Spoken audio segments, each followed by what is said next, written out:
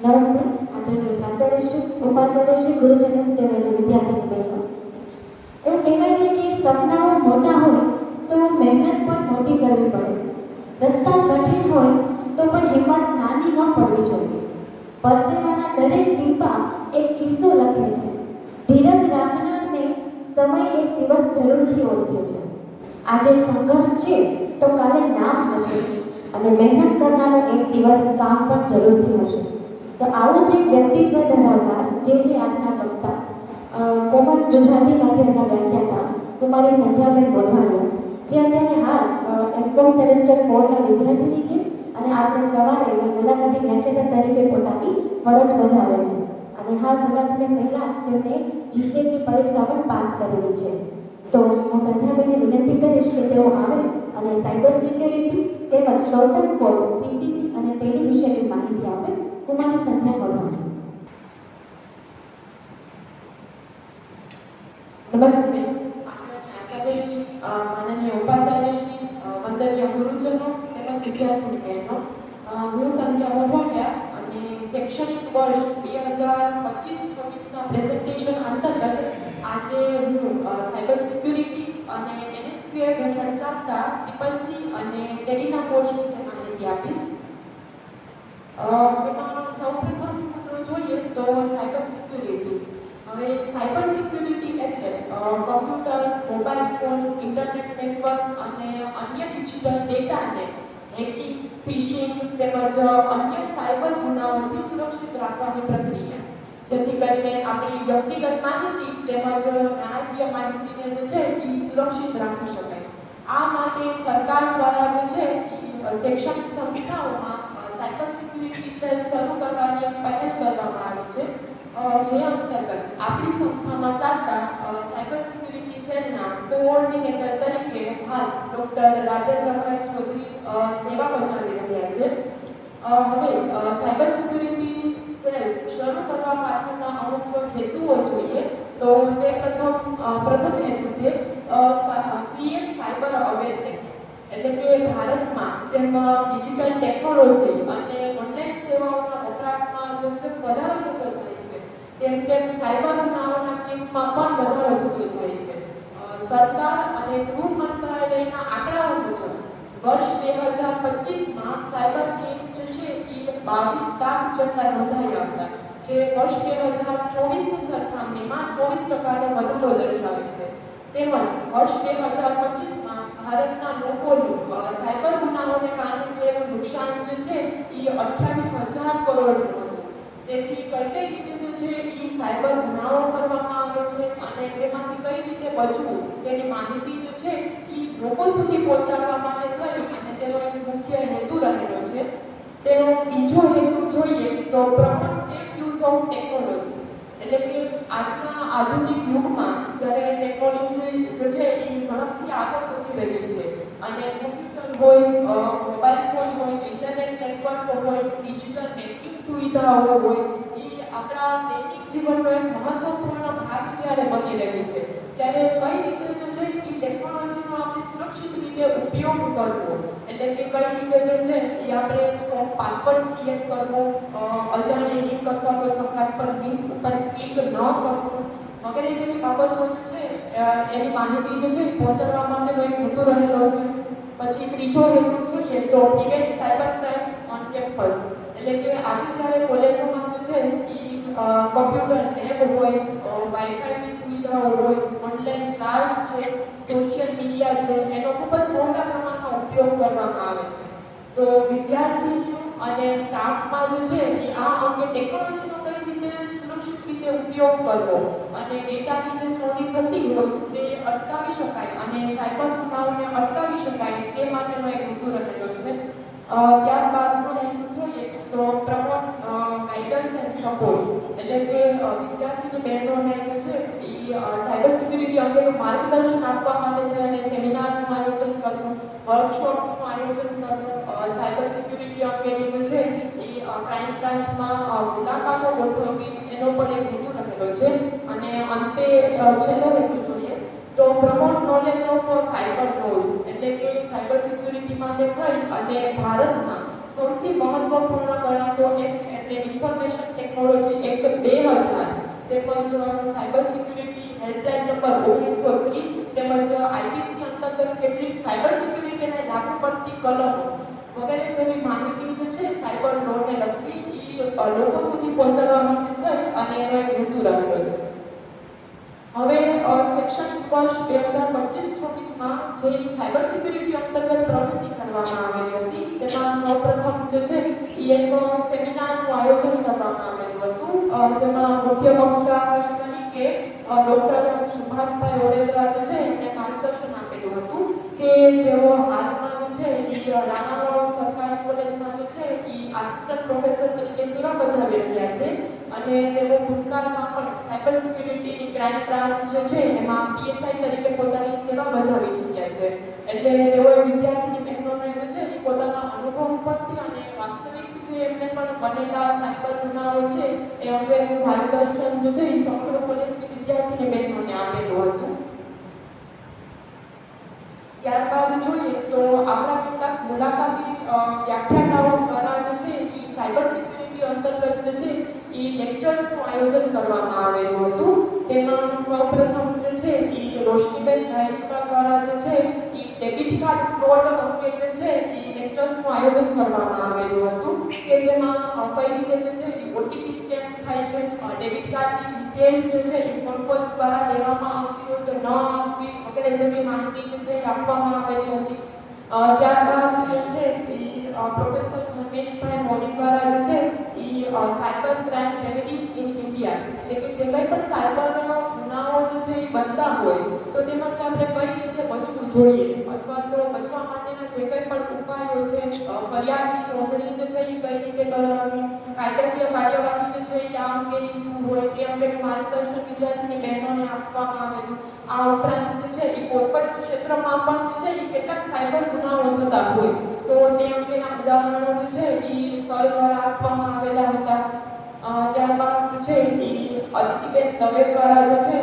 Cyber security અને woman empowerment ઉપર જે છે એ એક વ્યાખ્યાનનું આયોજન કરેલું હતું, જેમાં મેડમે જણાવેલું હતું કે આજે જ્યારે ખાસ કરીને મહિલાઓ જે છે એ આપણે સોશિયલ મીડિયાનો ઉપયોગ કરતા હોય ત્યારે આપણા પ્રાઇવેટ ફોટોઝ છે, પ્રાઇવેટ વિડીયોઝ છે અથવા તો કોઈ પણ પ્રકારના પ્રાઇવેટ આપણા ડેટા છે એ કઈ રીતે જે છે એ ડેટા એવા લીક કરવા અંગેની ધમકી મળતી હોય, પૈસા જે છે એ પડાવી લેવા અથવા તો સુસાઇડના કેસો જે કંઈ પણ બનતા હોય એ અંગેની જે છે એ ચર્ચા કરવામાં આવેલી હતી.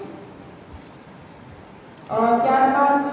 તારીખ 31/12/2025ના રોજ મારા દ્વારા એક લેક્ચરનું આયોજન કરવામાં આવેલું હતું, જે અંતર્ગત જે છે એમણે જે કઈ રીતે જે છે એ સાયબર ગુનાઓ જે છે એ થતા હોય છે એમાં ખાસ કરીને હેકિંગ એટલે શું, ફિશિંગ એટલે શું, સાયબર બુલિંગ એટલે શું, મેલવેર અટેક એટલે શું વગેરે જેવા મુદ્દાઓ જે છે એ આવરી લઈ અને વ્યાખ્યાનનું આયોજન કરેલું હતું. ત્યારબાદ અમીબેન પટિયાલા દ્વારા જે છે એ cyber security challenges in e-commerce એટલે કે અત્યારે આપણે સૌ લોકો જે છે એ ઓનલાઈન શોપિંગનો બહુ બહોળા પ્રમાણમાં ઉપયોગ કરીએ છીએ. ત્યારે કઈ રીતે ઓનલાઈન શોપિંગના નામે જે છે એ સાયબર ફ્રોડ્સ થતા હોય છે તે અંગેની માહિતી વિદ્યાર્થીઓને બહેનોને આપવામાં આવેલી હતી. ત્યારબાદ પ્રોફેસર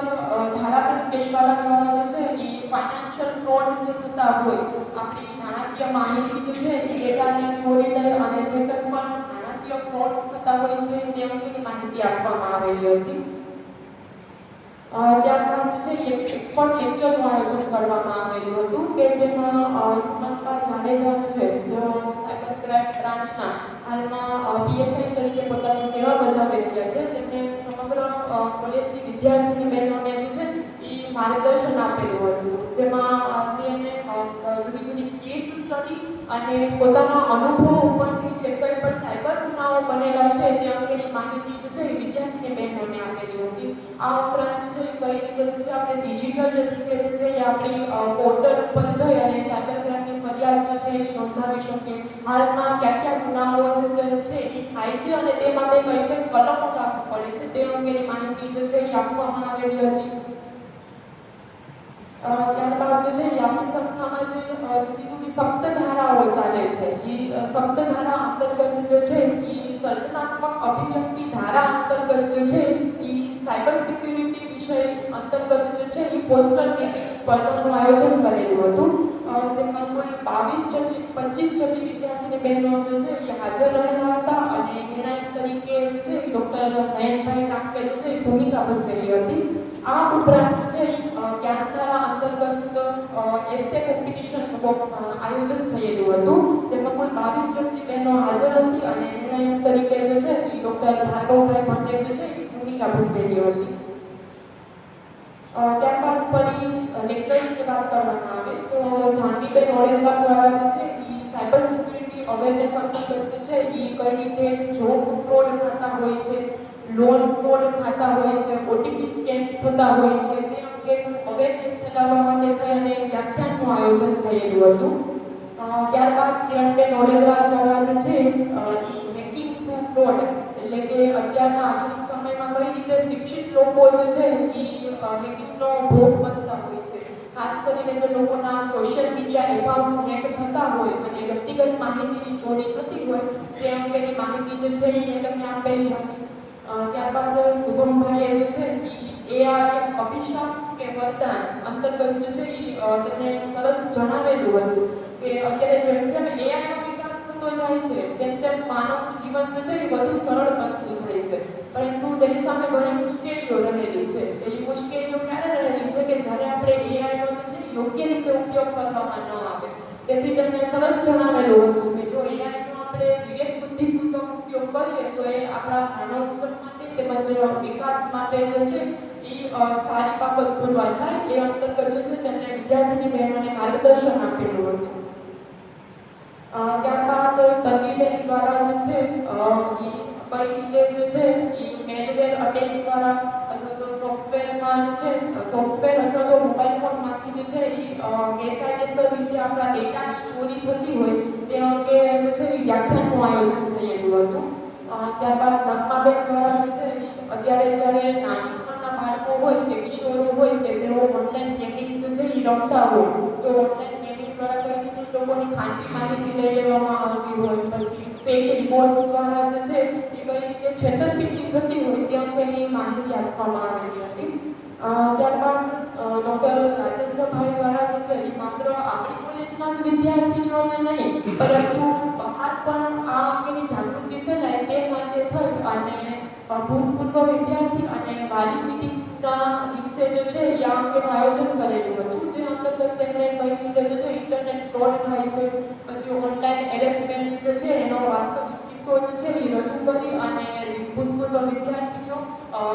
તેમજ જે વાલીઓ હતા તે અને આપણા હાલના વિદ્યાર્થીઓ જે છે એમને માર્ગદર્શન આપેલું હતું.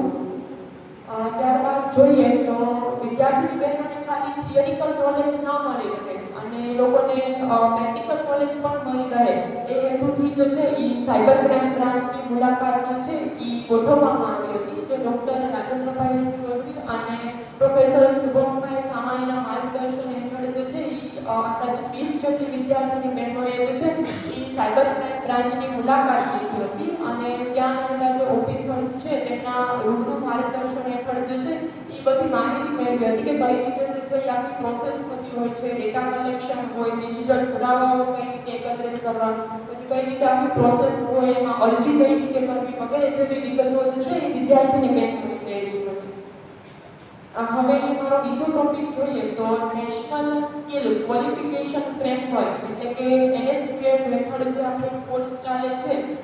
એ અંતર્ગત CCC અને ટેલી. એમાં જોઈએ તો NSQFના કોઓર્ડિનેટર તરીકે હાલ ડૉક્ટર અમૃતાબેન સામાણી જે છે એ ફરજ બજાવી રહ્યા છે અને CCC અને ટેલીનો કોર્સ જે છે એ હિરેનભાઈ પાનહાટિયા દ્વારા જે છે વિદ્યાર્થીની બહેનોને શીખવવામાં આવે છે. જેમાં જોઈએ તો ફર્સ્ટ સેમેસ્ટરની વાત કરું તો તેનો સમયગાળો આ મુજબ હતો જુલાઈ 25 થી ઓક્ટોબર 2025 એટલે કે 3 મહિનાનો જે છે આ સમગ્ર કોર્સ ચલાવવામાં આવે છે. જેમાં પહેલા સત્રની સંખ્યાની વાત કરું તો કુલ 13 બહેનોએ જે છે CCC અંતર્ગત જે છે એનરોલ થયેલી હતી અને CCCમાં જે છે